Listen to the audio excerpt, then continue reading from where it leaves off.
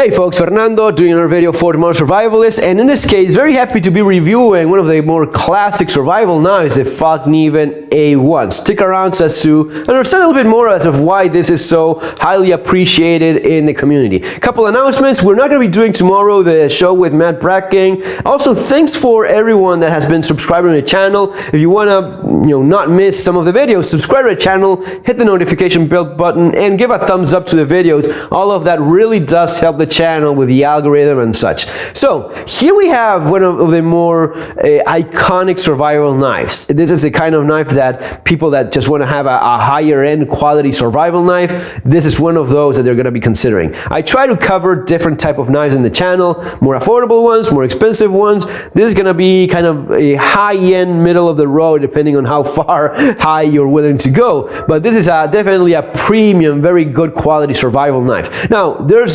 it's not always proportional. It doesn't mean that the $30 Glock knife is 5, 6, 10 times that this is 5, 6 times better than the Glock knife. It's not always it's actually never proportional. You don't get 5 times as much knife, and it gets to a point of no return. When you get into the $1,000 knife, it may be not as good and may break sooner and not have the same performance as a more affordable knife. What I can say though here is that here you're paying for quality materials and a bit of a brand. You're paying for marketing, sure, but this is mostly a matter of good performance in the Fallkniven. What is it good about it? Well, where to start? A bunch of different things. Before I get into that though, I want to make sure I mention this. Make sure you're getting the original Fallkniven knife. These are not exactly cheap, $200, $250. I leave the link for you to buy there in Amazon in case you're interested. That's where I got it from, and that's the first tip. Buy from a quality dealer. I bought it from Amazon, sold and distributed by Amazon. That's the best way to go, in my opinion. If you're buying something that's sold in Amazon, sold by someone else, distributed by Amazon, or even worse, sold and distributed by someone else, that's like buying on eBay. You don't want to do that. You want to buy from and distribute it from Amazon. And also in the box, you're going to be having this is called a hidden tag. So like a hologram thing, which you can download the app and you scan this, and it's letting you know if it's the original item or not. I did it. It is, so that's good. Also, in terms of knowing what you're looking for, some of these copies are actually very good. It's not always that you're going to be able to tell just by looking at it that it's the original item or not.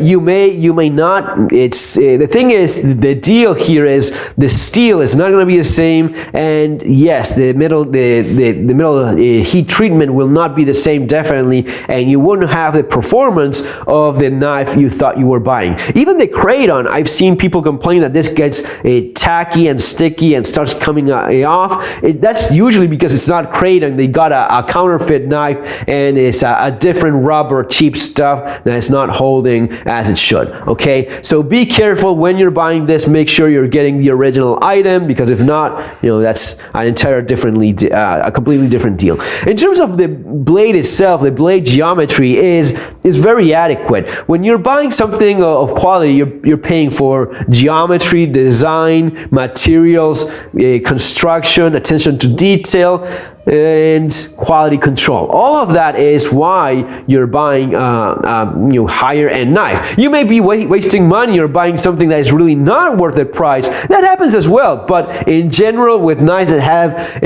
reached a certain reputation, that's usually what you're paying for here. Sometimes you're paying more for marketing. That's maybe not what you want to be doing, or if that's just floating your boat, you just want to get X brand of knife, go for it. But here with the Fallkniven, this is mostly about performance and quality. In terms of the blade design, this looks very similar to a cold steel SRK. A lot of people have noticed that. What a lot of people don't notice is that the SRK itself is nothing new or original. It's always kind of the same thing. Guys, everything has been invented already in the world of knives. Whenever you see something that is completely out of the box and weird, there's a reason why it hasn't been done before. It's usually because it doesn't work as well. Here you have a classic fixed blade knife with a typical clip point. This is as old old as rocks, even back in the day of the K-bar. This was one of the first introductions of a fighting utility knife. The utility aspect is a wider blade, clip point. That just makes it more of a utilitarian knife, away from the classic fighting knife, which is more of a dagger, like a pokey, stabby piece of metal, very narrow. But here you're getting more of that wider blade. That's back from the days of the marbles hunting, mountain men type of outdoors knives. That's what inspired greatly the K-bar itself, and that even goes back to hunting knives from hundreds of years ago. So that's the pedigree of what you have in the A1. The thing is, it's extremely well executed. Everything is making sense. There's no ways. For example, the SRK, is it the same thing? Why is this costing like 4 times as much? Well, better materials, better construction, better. For example, one of the things I don't like here is I'm losing edge here. What's going on here? Why don't I have an edge? Well, you do have it here. It's getting almost right to that point where you have a little notch so as to sharpen it properly. Personally, I would have preferred if it was like a Mora knife going all the way into the handle itself. That would have been perfect for me, but I'm happy enough with this. I think that it's both Kraton on these two, so that would be one of the similarities also, besides the design. One of the big differences, of course, and the reason why it's a different price, you have a different steel. Here, this is a very early SRK. This is made in the United States, carbon 5, more of a collector's item these days. In this case, you have laminated VG10. There's a little bit of a controversy with that. Originally, it used to be all VG10, and I think that was better. That's my opinion. Laminated VG10 means that you have laminated metal. You have like a piece of metal here in the center, and I guess you can actually see that difference in tone, and you're having a sandwich. So you have 420 on the outside, VG10 in the center, because that's where you're going to be having that edge. Now, Fallkniven says they're doing this because it makes for a stronger knife. I have my doubts about that. I'm not saying it's not the case. If they're saying it is, let's just say it's one of the reasons why. And it is true that in those Japanese samurai swords, you would have like the high carbon steel in the center, and the other one was softer steel. But you're talking about a sword. This is not a sword. You want something that is strong, and it's not going to be working anything like a sword. My estimation is that VG10 is a lot more expensive. Not only that, but 420 is the cheapest stainless steel there is. So by doing this, they're also reducing the cost. 2/3 of the steel happens to be the cheapest steel versus having 100% of the more expensive steel. Having said that, the knife is tough. I'm not going to be saying it's not, because it is. You see that little change there, you definitely see the lamination. But when it comes to destruction tests like the ones done by NOS, and I'll leave the link also besides the Amazon link for purchasing if you're interested, I'm going to be leaving the link for the destruction test on this knife made by NOS. NOS did a series of destruction tests a few years ago, and this knife held perfectly well. It's I think one of the top 3 or top 5 best performers in those destruction tests. But one of the things you do see in that destruction test is that the lamination, it comes apart. Whenever you have different metals forged together, a stress fracture is going to be propagating through that union of the different materials. There's just no two ways around that. No, that's not a defect. That's just the nature of having a laminated steel. So the stress is going to be spreading, the crack is going to be spreading all across. And you see how it cracked on the outside, and then the other 2 layers held together, and it was wiggly like that. But that's just the way it is with a laminated knife. Now here's where some people carbon steel is a lot better. Saying that carbon steel is better is like saying cars with 4 wheels are better. You have 1,000 different type of carbon steel types of steel. The same way you have 100 different stainless steel knives. They're not all the same. VG10, the advantage being a stainless steel and such, but the big advantage of VG10 is that it holds an edge very, very well. It just holds an edge longer than the more average type of steel. So yes, those old Fallknivens made entirely out of VG10, those usually go for a premium. They're more expensive than the laminated ones. I think that there's a reason for that. But I insist, there's nothing wrong with this. Now, in terms of, is this better than carbon steel? Well, it's going to be depending what type of carbon steel and what kind of use you have in mind. For the folks of Fallkniven, they definitely understood that they wanted a tough knife, and tough it is. You have tougher steels, for sure you have.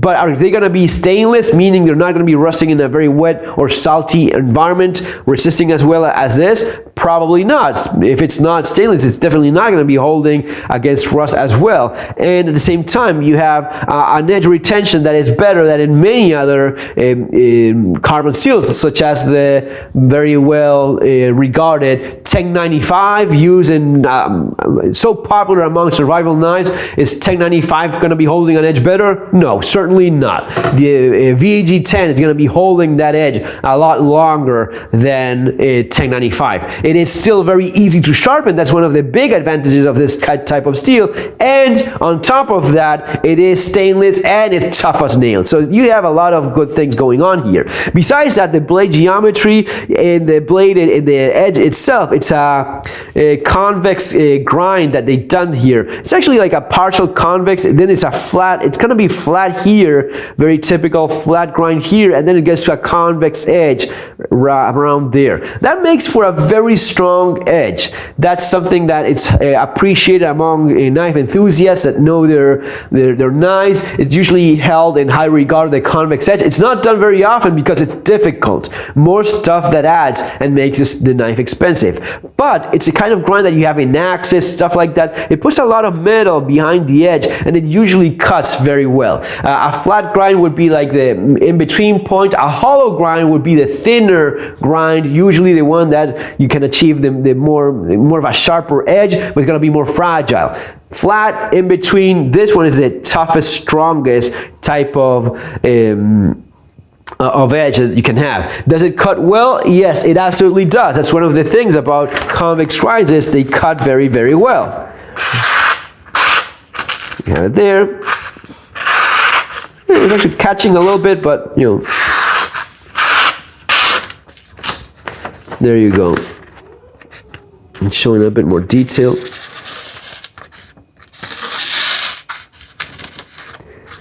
I could use that. This is original as it came out of the box, and they've already been cutting a little bit with it, so maybe a touch is needed, but you definitely see how it's very, very sharp. So yeah, it's going to be cutting very well. A lot of people are afraid of the convex grind. They think it's difficult to sharpen. It's not. With a ceramic rod like this from Victorinox, you just touch it up very easily, and it is super easy to sharpen. It's not something that should be worrying you. No, not a problem at all. But this kind of grind is going to be giving it more meat for when you're batoning, chopping, that kind of thing. It's going to be tougher than your flat grind. All right. And how long is that? Is this thing? Have measuring tape right here. So it's 16 centimeters long blade, and it's 6 millimeters wide. It's a pretty wide blade. 6 millimeters is a good chunk of steel. Comfortable in the hand. I wish it would have been a little bit more rounded there. It's a full tang design. It goes all the way through. As you see here, the tang goes all the way, and it's actually a very thick stock that you're having. It's not like your rat tail tang that you have in your K-bar, which is something that's criticized. Look at the amount of steel that you have there in comparison. There's simply no comparison. This is a full tang chunk of metal that's going to be holding on very, very well. You don't have the metal going all the way to the edge in the tang. It's not a full what's called like a full tang. It's a full length tang, but it's not a complete tang in the sense of covering the entire handle. That has a couple of advantages actually, which I do like. When you have metal exposed here, especially in very cold climates, there is a chance of your skin, your hands, wet with perspiration or whatever, sticking to the metal. That could happen. It actually does happen. Not always, but it could happen, especially Remember guys, Sweden, very cold environment, so you don't want to have that happening, avoiding metal skin and metal contact. Besides that, for military knives, usually what you don't want is having an electric discharge ending in your hand. So that's going to be avoiding making contact with the metal itself. I'm not sure about this part if it does, but mostly usually that's the idea with these. It goes all the way through and it's exposed very delicately, so this is very well designed, this is very well executed. Just enough metal so as to hammer with confidence but not mess up or reduce the amount of damage that you do to the plastic, the rubber handle there.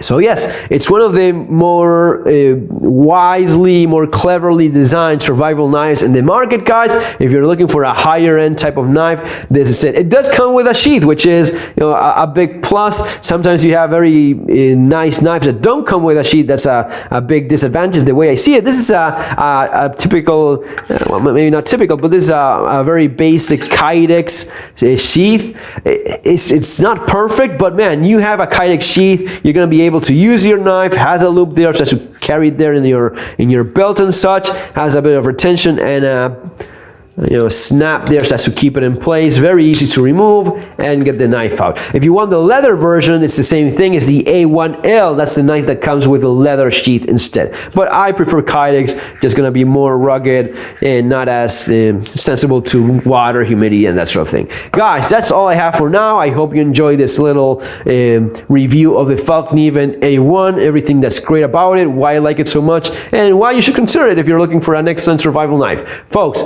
gonna be seeing you in the next video. Have an awesome day. Take care.